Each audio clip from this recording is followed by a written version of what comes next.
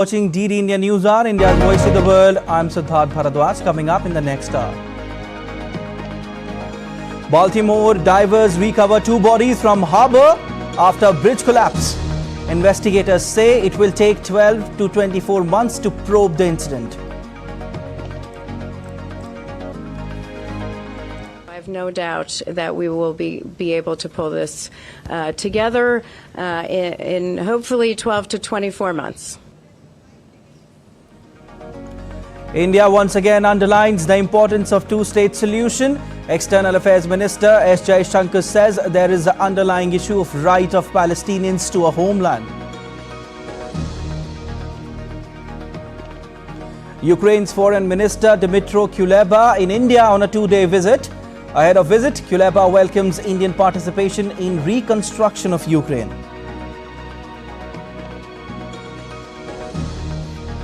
Nominations for the second phase of India's general elections 2024 to begin today. 88 parliamentary constituencies will go to polls on April 26.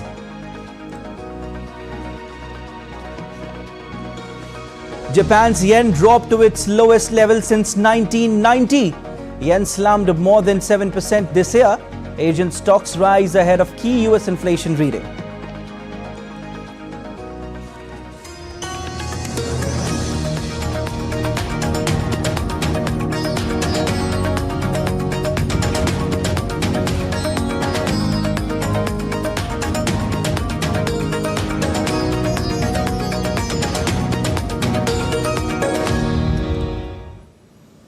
The investigation team into the cargo ship crash in Baltimore has recovered 2 bodies from harbour.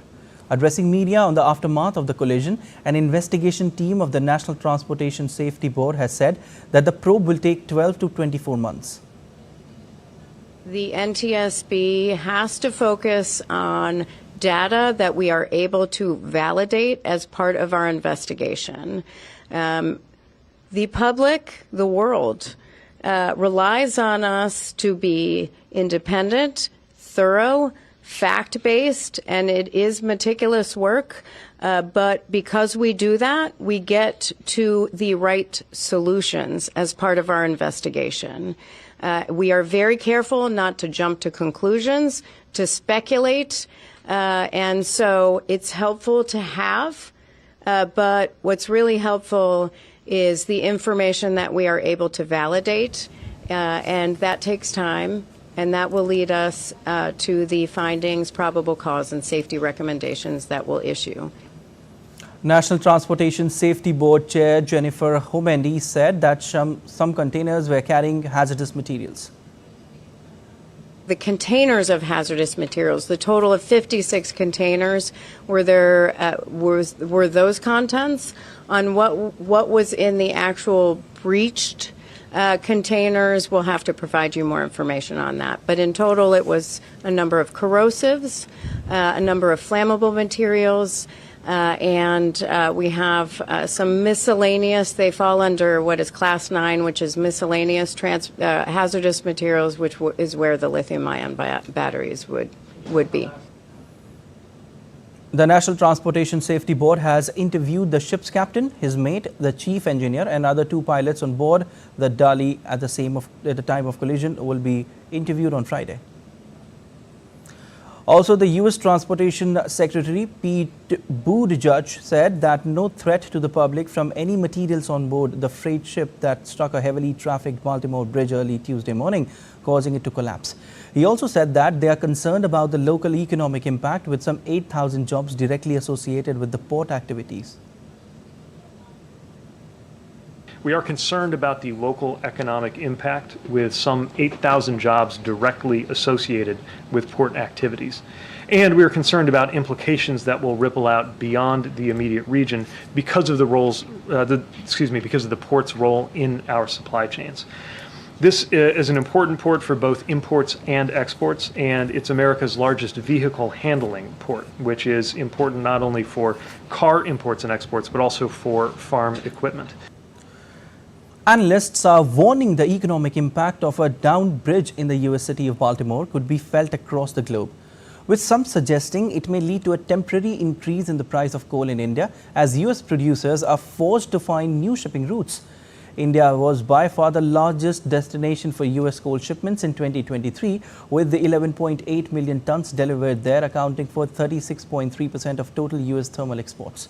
On Wednesday, US Transportation Secretary Pete Buttigieg said rebuilding Francis Scott Key Bridge will not be quick or easy. DD India correspondent Sally Patterson reports. This 2.5-kilometre bridge turned to rubble in moments. The cargo ship, which collided with the Francis Scott Key Bridge in the US city of Baltimore, still trapped in a tangle of metal. Recovery efforts remain underway, but the outlook is bleak. The 6 missing construction workers on the bridge at the time are all presumed dead. So I had woken up and it had felt like an earthquake, and we heard like the loud boom from the bridge being, collapsed. For resident Molly and her dog Moo, there's a gaping hole in the view from their backyard.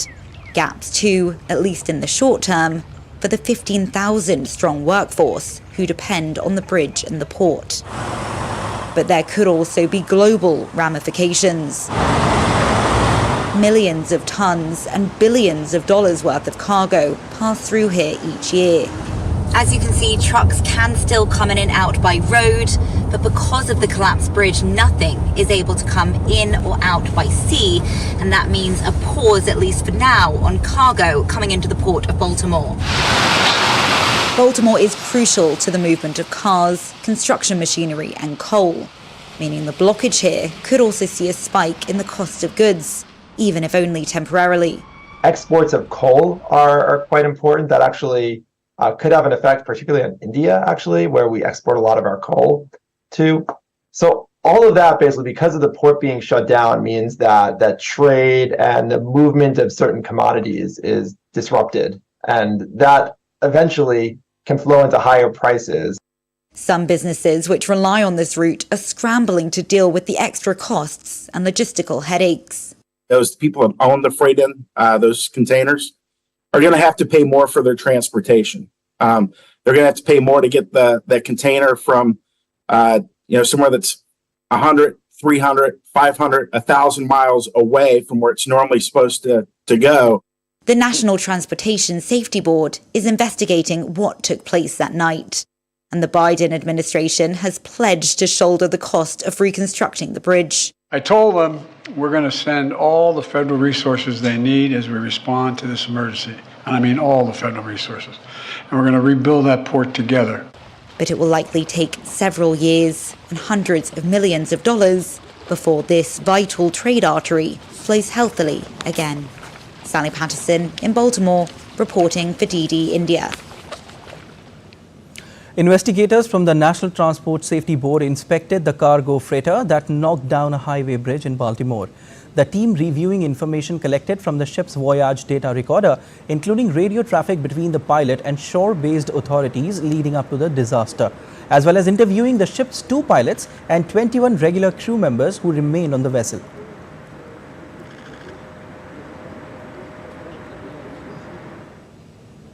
US President Joe Biden held a meeting with the officials concerned with the bridge collision in Baltimore. US President Biden discussed the coordinated response to the collapse of the bridge with Secretary of Transportation Buttigieg and Vice Admiral Gautier. During the meeting, Biden reiterated its commitment to be with the people of Baltimore for as long as it takes.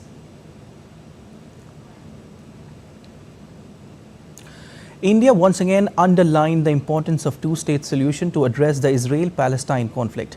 Interacting with the India community in Malaysia, India's External Affairs Minister Dr. S. Jaishankar said that a response to the ongoing conflict in the Gaza has to acknowledge the fact that the Palestinian people were denied the right to their homeland. On the one hand, what happened on October 7th was terrorism. On the other hand, nobody would countenance the deaths of innocent civilians. Countries may be justified, at least in their own minds, in responding. But you cannot have a response which does not, every response must take into account something called international humanitarian law. And the fact is that whatever the rights and wrongs of the issue, there is the underlying issue of the rights of the Palestinians and the fact that they have been denied their homeland. Israel has asked the White House to reschedule a high-level meeting on military plans for Gaza's southern city of Rafah that Prime Minister Benjamin Netanyahu had abruptly cancelled.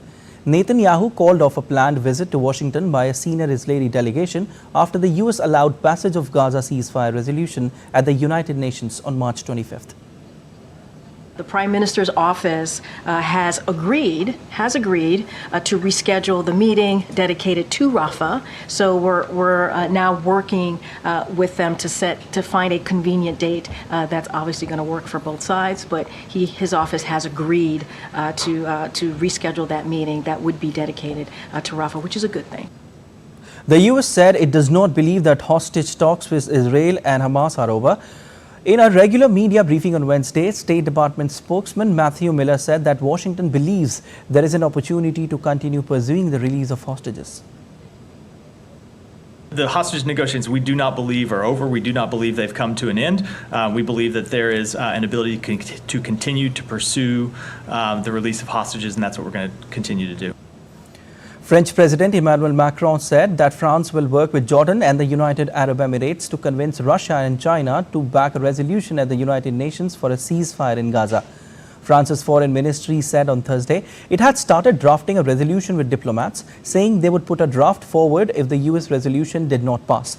The UN Security Council on Friday failed to pass a resolution calling for an immediate ceasefire in Gaza as part of a hostage deal, the first time the US has backed such language.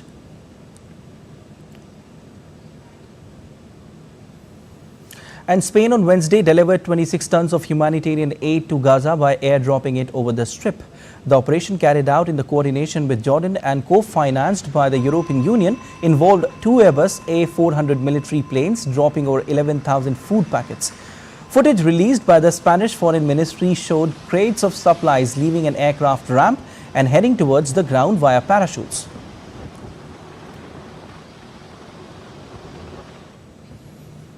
Ukrainian President Volodymyr Zelensky visited on Wednesday fortifications in the country's northeastern Sumy region, inspecting trenches, dugouts and firing positions. Ukraine has stepped up construction of fortifications in the recent months as it shifts its military operations against Russia to a more defensive footing. Zelensky said earlier Ukraine's defensive constructions needed to be boosted and work on them accelerated in Ukraine's east. During his trip to Sumy region, Zelensky also paid a visit to Ukrainian soldiers treated at the military hospital and awarded medals.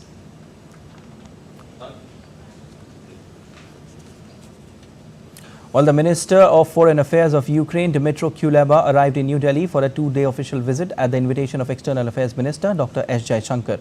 During his visit, Foreign Minister Kuleba will have a number of engagements, including official meetings with his counterpart Dr. S. Jaishankar and Deputy NSA. The discussion will pertain to the bilateral partnership and cooperation on regional and global issues of mutual interest. He is also expected to interact with the business community. Ahead of his visit to India, Ukraine Foreign Minister Kuleba on Wednesday said Ukraine sees India as an important global power. This will be my first visit to the country and the first visit of a Ukrainian foreign minister to India in 7 years. The aim of this visit is to strengthen the Ukrainian-Indian relationship. Ukraine sees India as an important global power with a powerful international voice. We are confident that close cooperation will benefit both our nations. Ukraine's foreign minister also welcomed India's participation in reconstruction of Ukraine. India is welcome to cooperate, to engage with Ukraine on economic projects now, and of course to engage in the reconstruction of Ukraine. All right, and still to come on DN India News Hour. European Union ambassadors have been meeting to try and make progress on proposed relief measures for farmers as anger against the bloc's policies continues to fuel protests. Bus drivers in Seoul go on strike. Stay tuned. We will tell you the details. And Shohei Ohtani fans delighted as Japanese baseball players' mural unveiled in Little Tokyo.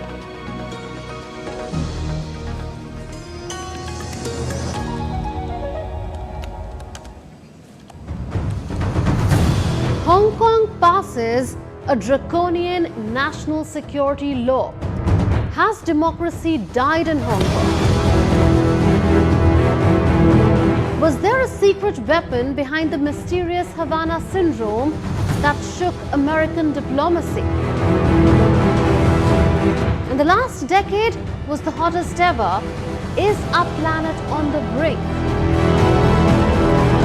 Watch Connecting the Dots to get the full picture every Friday at 8 p.m. IST on DD India.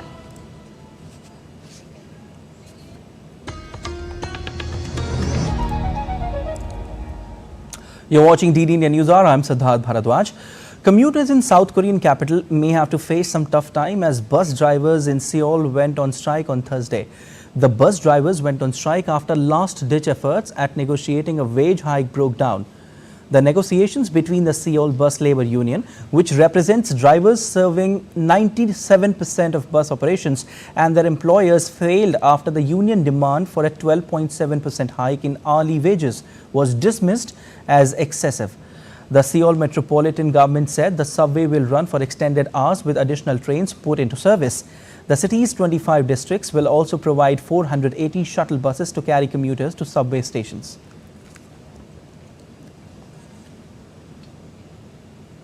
All right, to give more details on this, DD India correspondent Laura Westbrook joins us from Hong Kong. Laura, commuters are having a hard time there, and similar is the situation with the bus drivers. So, what's your assessment of what's happening there, and could you explain in detail the actual demands of bus drivers? Is it just 12.7% hike or something beyond than that?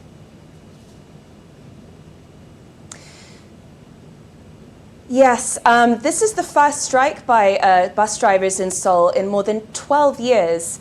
The number of buses that are affected are about 7,000 buses are out of commission. That's about 97% of the buses in the city. And this all kicked off at 4 a.m. local time. So that really having that maximum impact on commuters who kind of reportedly some woke up and weren't aware that this strike was taking place. So really having an impact on them.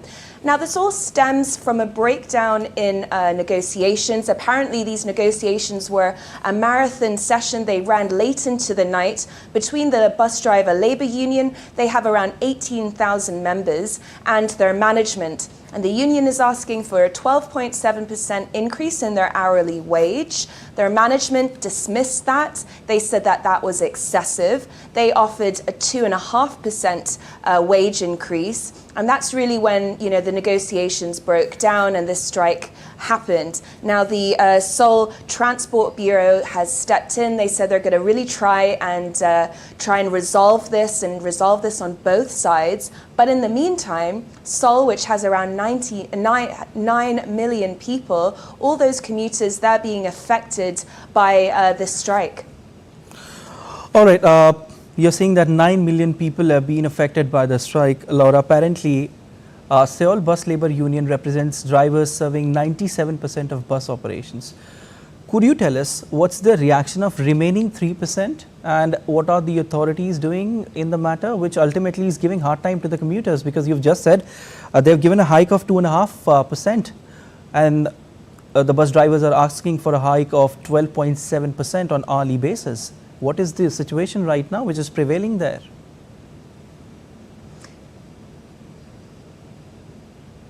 Yeah, that's a bit of a gap, isn't it? And I think it really is up to both sides to try and narrow that gap. We have some good news. They have said that negotiations are ongoing, so they are still talking, but it really stems on whether they can narrow that gap between the two sides. For commuters, authorities have said that they are going to extend the metro services to run, and they're also running some more shuttle buses to try and reduce the impact onto them. But the Seoul mayor had a statement, and it sort of sums this up. He said that the city buses are the legs of the citizens, their livelihood and daily lives literally depend on them. So that just gives you a sense of, you know, how important these buses are to people in Seoul. And really, it's also putting pressure on the government there. This comes on the back of a strike by the trainee doctors. They were protesting against a plan by the government to boost the number of medical students, and they were angry that the government wasn't prioritizing working conditions. So this latest strike is really adding more pressure to the government. All right, Laura, this is a developing story. We'll keep taking updates from you on this. But right now, thank you so much for joining in.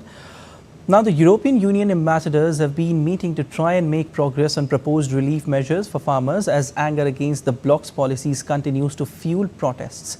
European farmers say their profits have been hit by the bloc's sustainability norms and trade policies.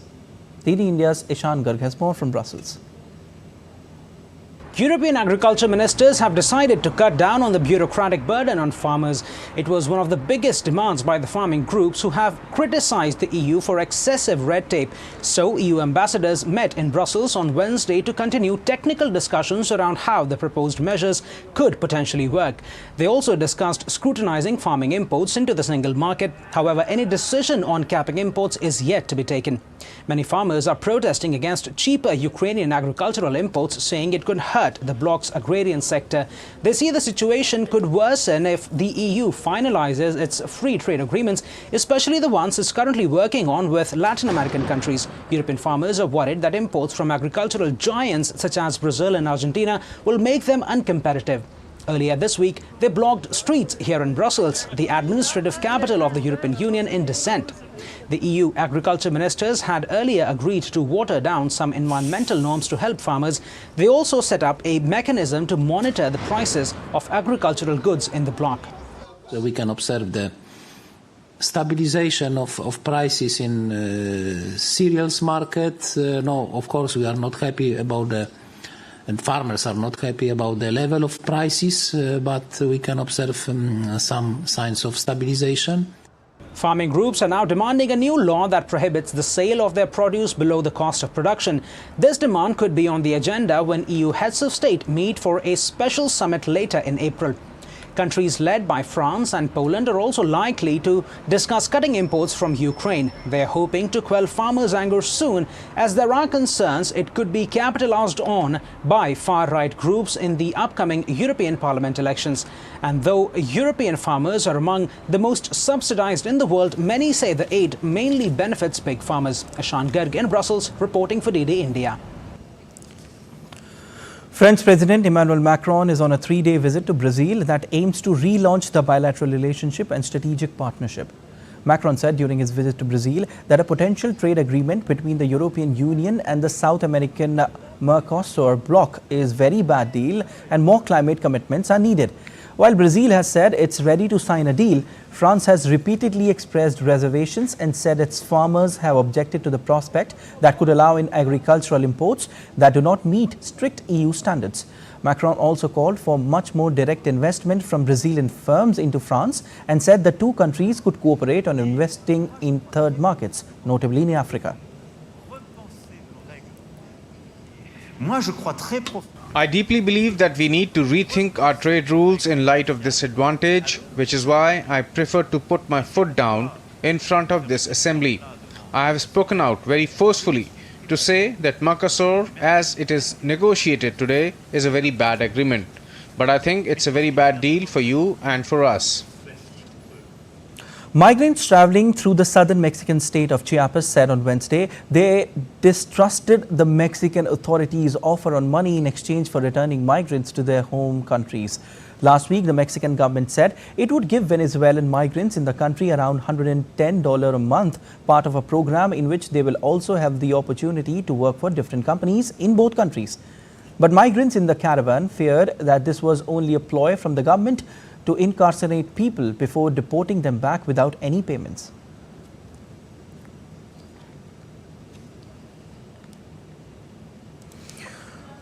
Sri Lankan President Ranil Wickremesinghe declared open hospital in Karapetiya, Galle in southern province, which is hailed as the largest maternity hospital in South Asia.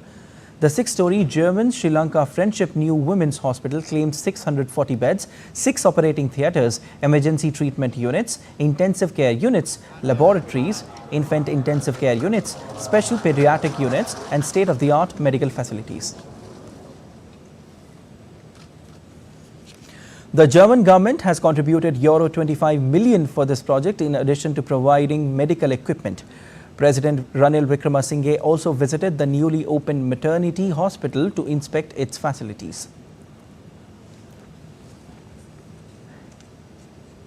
The leader of Myanmar's ruling military on Wednesday said the junta is holding power temporarily with the aim of strengthening democracy and will forge ahead with the plans to hold a fair election.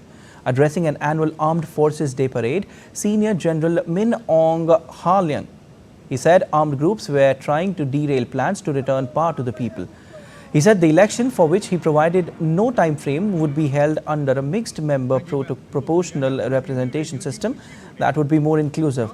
The military is facing its biggest challenge since first taking power in former British colony in 1962, fighting on multiple fronts to contain uprisings in several parts of the country and stabilize an economy that wilted since the coup.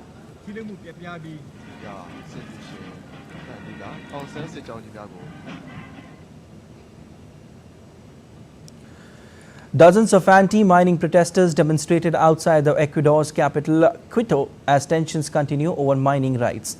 The protesters, who were mostly from environmentalist groups, were demonstrating in support of the residents of Palo Quemado, who have opposed government plans to pave the way for the mining of gold, silver and copper in the town.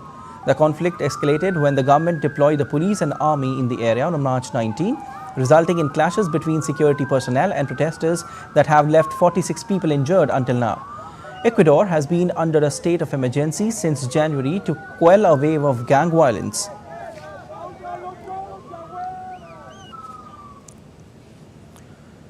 In a bid to reduce traffic in Manhattan's central business district, reduce pollution and provide critical funding for transit improvements, the Metropolitan Transportation Authority Board voted on Wednesday to approve the toll rates for Manhattan's congestion pricing program, the first of its kind in the United States. Under the plan, New York City will charge a daily toll of $15 during the day for passengers vehicle driving in Manhattan south of 60th Street starting mid-June. It will charge up to $36 for larger trucks and buses. The plan still faces a number of legal challenges, including from the state of New Jersey. New York City, which has the most congested traffic of any US city, is set to follow London, which implemented a similar charge in 2003. All right, let's take a look at other stories making news across the globe. At least 5 people were killed and 50 injured, in fact, in a bus crash on a motorway near the eastern German city of Leipzig. Some 53 passengers and 2 drivers were in coach, which was traveling from Berlin to Zurich. Police said, adding that the figure was for the number of bookings and they were yet to verify how many passengers were actually on the board. A Soviet-era Russian rock band Picnic, whose concert in Moscow last week was attacked by gunmen, staged a memorial show in St. Petersburg on Wednesday. Initially, band members were thinking of cancelling the Wednesday show, but later it was announced that the concert will take place and all the money will be donated to the victims of the deadly attack. The band plans to give further concerts across Russia in the coming days. Ohtani mania officially kicked off in downtown Los Angeles on Wednesday with the unveiling of 15-story mural of new Dodgers star Shohei Ohtani. Boyle Heights artist Robert Vargas created the mural depicting the Japanese sensation in his new Dodger uniform in a pair of images, one swinging a bat and the other pitching, highlighting the talents of the offensive and defensive standout. Fans wearing Ohtani clothes and merchandise posed for photos in front of the mural and gazed up at the gigantic tribute to their favorite player. In Croatia, artists took several days to paint giant egg-shaped pieces as part of an Easter local tradition, which also pays homage to the naive school of painting of Libyan. The pieces, some of which measure up to 2 meters high, are now on display in the streets of nearby city of Koprivnica. Some of the pieces will be shown in places as far as New York in the United States and other European cities. And still to come on DD India News Hour. Campaigning gains momentum for the first phase of India's general elections to be held on April 19. The Enforcement Directorate issues summons to Aam Aadmi Party Goa President Amit Palekar. India's External Affairs Minister Dr. S Jaishankar concludes his three-nation tour to Southeast Asia, including Singapore, Philippines and Malaysia.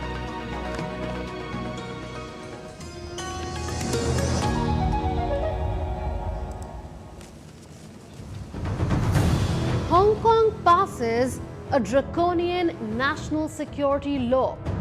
Has democracy died in Hong Kong? Was there a secret weapon behind the mysterious Havana syndrome that shook American diplomacy? And the last decade was the hottest ever. Is our planet on the brink? Watch Connecting the Dots to get the full picture every Friday at 8 p.m. IST on DD India.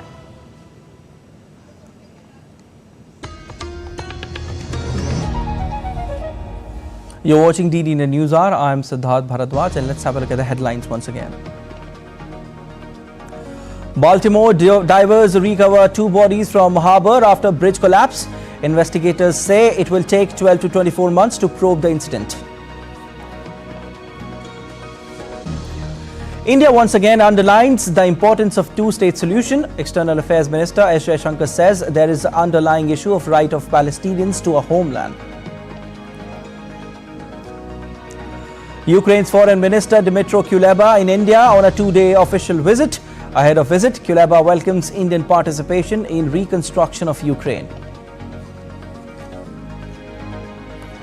Nominations for the second phase of India's general elections 2024 to begin today. 88 parliamentary constituencies will go to polls on April 26. Japan's yen dropped to its lowest level since 1990. Yen slumped more than 7% this year. Asian stocks rise ahead of key US inflation reading. And let's get you the latest on what's happening in India in the run-up to the world's largest democratic election.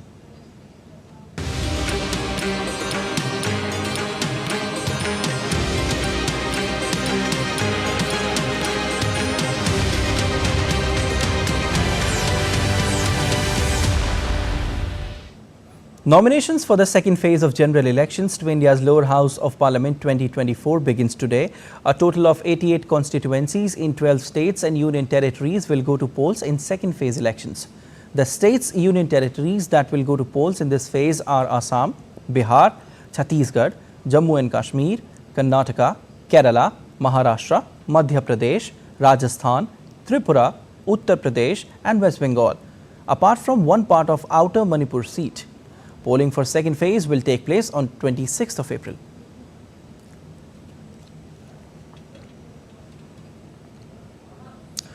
And DD India correspondent Shubhendu Ghosh joins us for more. Shubhendu, the process of filing nominations for 88 parliamentary seats across 12 states in second phase of Lok Sabha elections started today.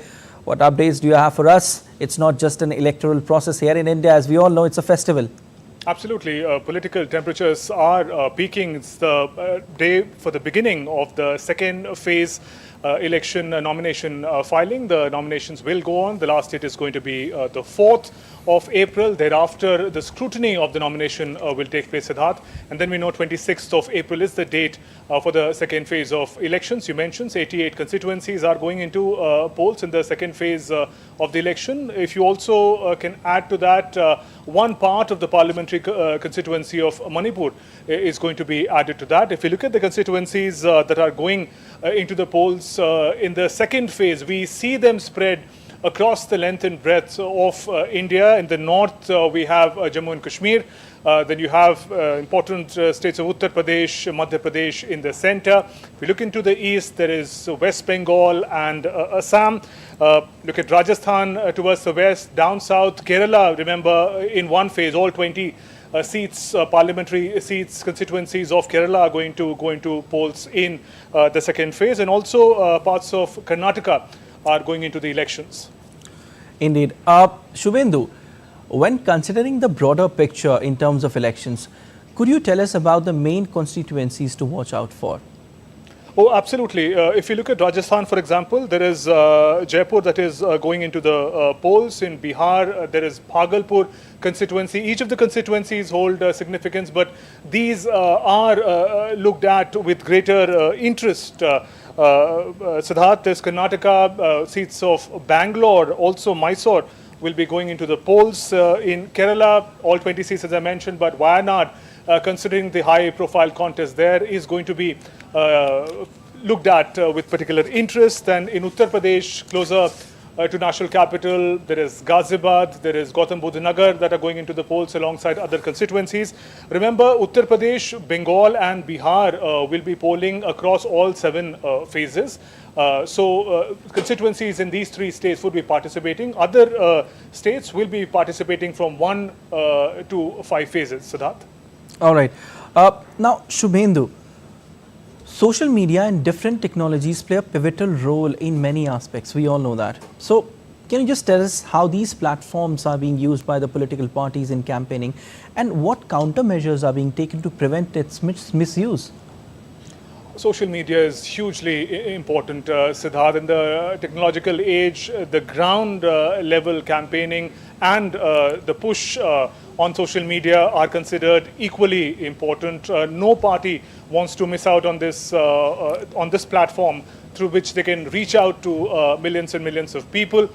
We see the use of memes, data, comparatives through which one party tells how they're better than the other. The BJP, for instance, is banking on Prime Minister Narendra Modi's vision and the work done in the past 10 years. The key achievements of the governments are being highlighted. At the same time, there are also these memes doing rounds through which they attack the opposition and their corruption. Similar with Congress and other parties, they are presenting their Nyaya vision, also taking on the government on the points where they think that the government has performed in a weak manner. So social media is hugely important. Yet there's also a flip side to it. Leaders have to watch out for what they say and how.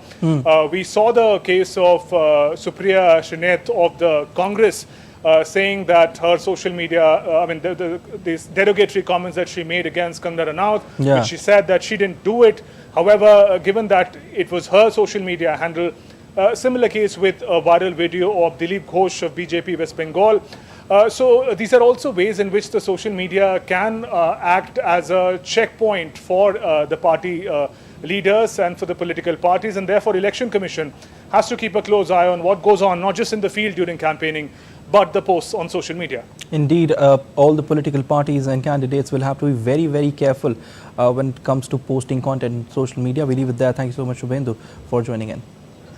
BJP National President JP Nadda appoints CR Kesavan as national spokesperson of the party. Kesavan, a former Congress leader from Tamil Nadu and the great-grandson of first Indian Governor General C. Rajagopalachari, had joined BJP last year. The Congress party on Wednesday released its 8th list of 14 candidates for the upcoming parliamentary elections. The party has fielded Dolly Sharma from Ghaziabad, while Nakul Dubey has been named as the Congress candidate from Sitapur, Indian state of Uttar Pradesh. In Telangana, Tatiparthi Jeevan Reddy will contest from Nizamabad, while Neelam Madhu has been named as the party's candidate from Medak in Telangana. In Jharkhand, Sukhdev Bhagat will contest from Lohadaga, while Jai Prakash Bhai Patel will contest from Hazirbagh.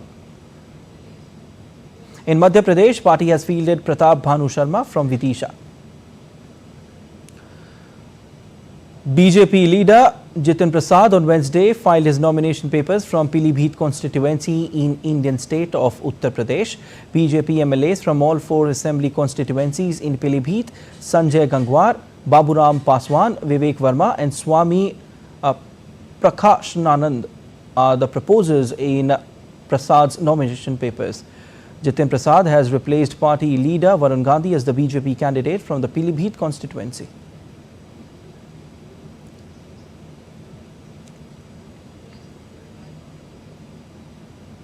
Independent MP from Amravati, Navneet Rana, has joined BJP late on Wednesday night in presence of BJP State President Chandrasekhar Bawankule. Navneet Rana will be contesting as a BJP candidate from Amravati Lok Sabha constituency. Rana said that she has been working on PM Modi ji's ideals for the last many years and thanked Prime Minister Narendra Modi, Home Minister Amit Shah, BJP National President JP Nadda for nominating her from Amravati constituency. And following first phase of nominations, leaders of various political parties have begun their campaign for India's parliamentary elections. In southern state of Tamil Nadu, DMK candidate from South Chennai and party sitting MP Thamizachi began her election campaign from T Nagar in Chennai. The Chennai South Lok Sabha constituency is one of the 39 constituencies of Tamil Nadu. AIADMK has fielded Dr. J. Jayawardhan as its candidate from South Chennai.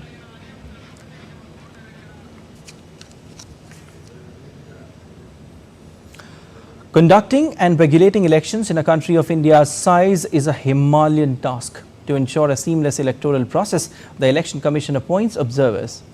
Our next report tells you more about their duties.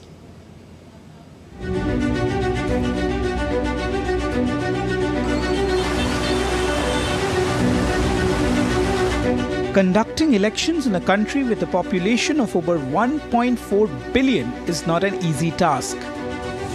To ensure checks and balances in the electoral process, the Election Commission of India, the country's election regulator, appoints government officials as observers during polls to oversee the process and ensure fairness. They work under the ECI. The observers are divided into 4 categories: general, police, expenditure, and counting. General and police observers oversee polling stations to make sure that they have necessary infrastructure, support, and facilities. They also scrutinize candidates' nomination, apart from ensuring effective implementation of the Model Code of Conduct, a set of guidelines laid down by the ECI for candidates contesting elections. Expenditure observers keep an eye on the book of accounts of candidates and monitor spending by them during campaigns. Currently, the expenditure limit for general election candidates in constituencies in bigger states is nearly $9 million, while for smaller states it's $7 million. As the name suggests, counting observers supervise the counting process. Apart from their specific duties, observers also address grievances and complaints of the candidates related to the polling process. Their task involves submitting timely reports to the Election Commission, which can also be done using the poll body's observer portal. The contact details of observers are published in local newspapers so that the public can also approach them for any poll-related issues. Observers play a major role in boosting the confidence of the stakeholders by making the system more transparent. India's External Affairs Minister Dr. S. Jaishankar concluded his 3-nation tour to Southeast Asia, including Singapore, Philippines and Malaysia. Earlier, Dr. S. Jaishankar met Malaysia's Digital Minister Gobind Singh Deo. Both leaders discussed digital cooperation, including exchange of best practices and business opportunities. Dr. S. Jaishankar was on a visit to Singapore from March 23 to 25th, to Philippines from March 25th to 26th, and Malaysia from March 27 to 28. India has strongly objected to the remarks of the US State Department spokesperson about certain legal proceedings in India. In a statement, India's Ministry of External Affairs said, "In diplomacy, states are expected to be respectful of the sovereignty and internal affairs of others. This responsibility is even more so in case of fellow democracies. It could otherwise end up setting unhealthy precedents. India's legal process are based on an independent judiciary which is committed to objective and timely outcomes. Casting aspirations on that is unwarranted." On Wednesday, US's acting Deputy Chief of Mission Gloria Burbana was summoned by the ministry in Delhi. The meeting lasted for approximately 45 minutes. The day India summoned US diplomat over State Department comments on legal proceedings in India.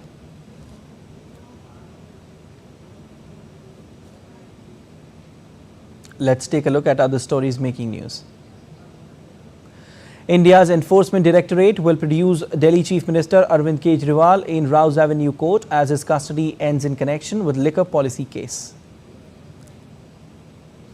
India's Enforcement Directorate on Wednesday issued summons to Aam Aadmi Party Goa President Amit Palekar, among others, in connection with the Delhi liquor policy case. Palekar was AAP's chief ministerial face during 2022 assembly election in the coastal state. UGC announced that from the academic session 2024-25, all universities can use net score for admission to PhD programs in place of entrance tests conducted by the different universities. He added that NTA is working to launch the NNet application process for June 2024 session next week. And still to come on DD India News Hour. In IPL, Sunrisers Hyderabad crushed Mumbai Indians at Hyderabad Runfest. PV Sindhu to clash with Chinese Taipei's Huang Yusun in second round at Madrid Spain Masters tournament today. As Easter is around the corner, animals in Chilean Zoo also prepping up for the occasion.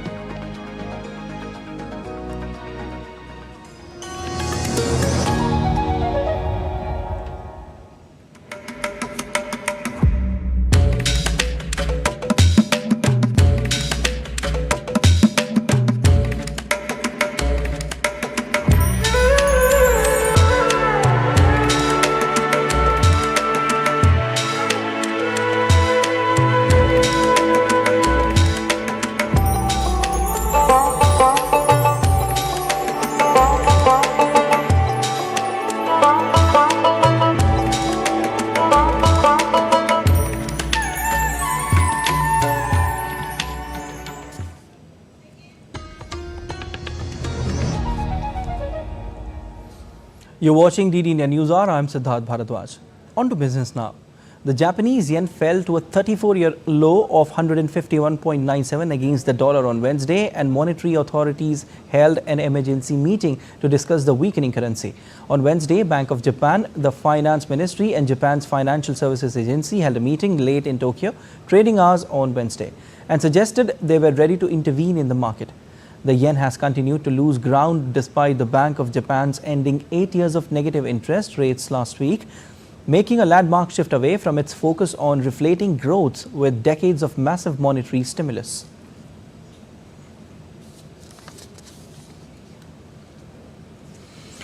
All right, and DD India correspondent Chris Gilbert joins us from Tokyo for more details. Chris, the Japanese yen fell to a 34-year low of 151.97 against the dollar. Could you highlight key reasons for the same?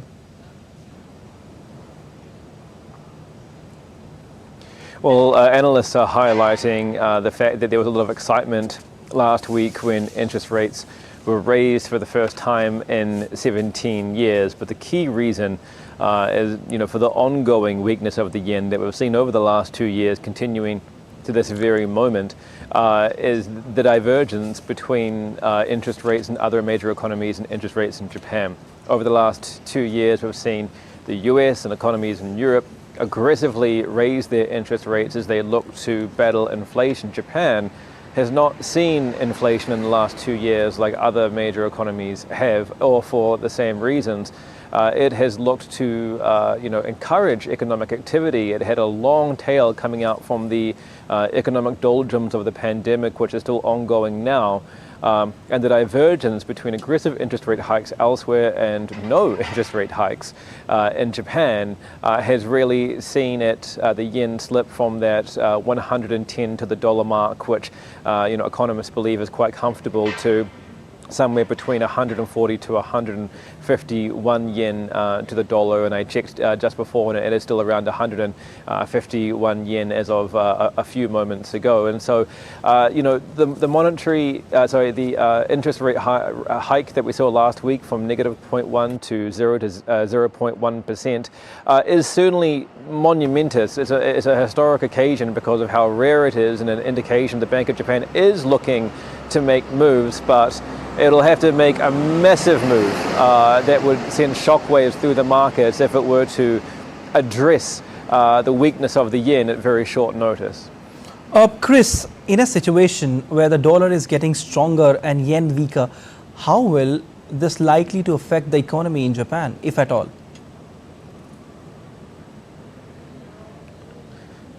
It's already affecting the economy. It has been for a couple of years now, and the main reason really is that while exporters are enjoying the ride at the moment, importers are not. The costs of many commodities have gone up here, especially energy. Japan imports about 90% of its energy. And so that is being passed on to consumers in the form of, their gas bills, their electricity bills, but not just utilities, but also, other goods.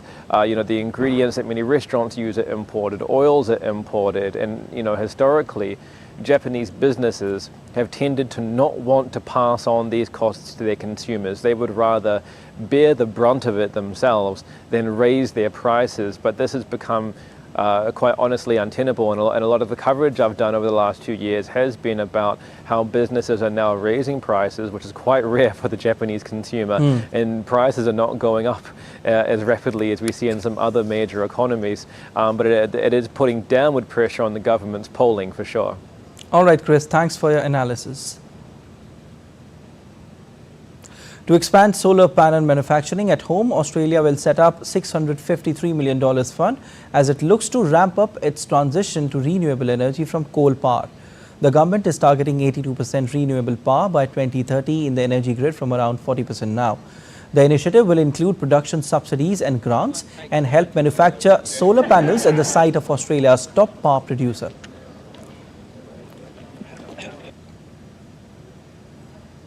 You're watching DD India News Hour. Time now for sport. And Sunrisers Hyderabad hit the highest total in Indian Premier League history, posting 277 for 3 against Mumbai Indians. They sealed the 31-run victory in a power-hitting match that left bowlers on both sides clueless. Hyderabad surpassed the previous record of 263 for 5 set by Royal Challengers Bangalore in 2013, propelled by Henrik Klaasen's unbeaten knock of 80 runs from 34 balls, which included 4 boundaries and 7 sixes. Travis Head scored his half-century in 18 balls for a franchise record for the fastest 50 before Abhishek Sharma scored in his 16 balls. Mumbai started the chase well, but the 5-time champions fell well short, posting 246 for 5. In all, 38 sixes, which is the most in a T20 game, were hit across 40 overs, and as many as 523 runs, which is the most in a T20 game, were scored in the match. Hyderabad, who lost their opening game to Kolkata Knight Riders, secured their first win of the season, rising to the 3rd place in the points table. Mumbai, who have lost both their matches so far, are 9th in the table. While talking about Thursday's games, Rajasthan Royals will clash with Delhi Capitals in Jaipur. Rajasthan Royals won their first game by defeating Lucknow Super Giants by 20 runs. Royals will be keen on maintaining their winning run. Rajasthan Royals under Sanju Samson has been one of the most formidable teams on paper. On the other hand, Delhi Capitals lost their first game of the tournament to Punjab Kings. Delhi Capitals, led by Rishabh Pant, who returned to the cricket pitch after his horrific accident back in December 2022, will aim for its first win this season. In badminton, 2-time Olympic medalist PV Sindhu will square off with the Chinese Taipei's Huang Yu-sun in the second round at the Madrid Spain Masters tournament today. In the first round, Sindhu, who finished as runners-up in the last edition, saw off Canada's Wen Yu Zhang 21-16, 21-12 in a lopsided contest. The half-an-hour mark, the clash had some exciting moments as the two players fought hard for supremacy, but eventually Sindhu prevailed. Sindhu, 11th in the badminton rankings, is yet to win a title on the BWF World Tour this season. Other Indian mixed doubles pair of B. Sumit Reddy and Sikki Reddy made it to the next round with a 16-21, 22-20, 21-14 victory over Chinese Taipei's Chen Zirei and Yang Cheng Tun.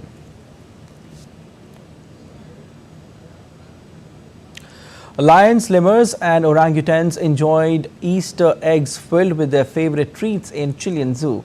The Easter activity allowed for animals to develop their natural behaviors instead of the traditional chocolate. Animals savored eggs filled with meat, cereals or even peanuts.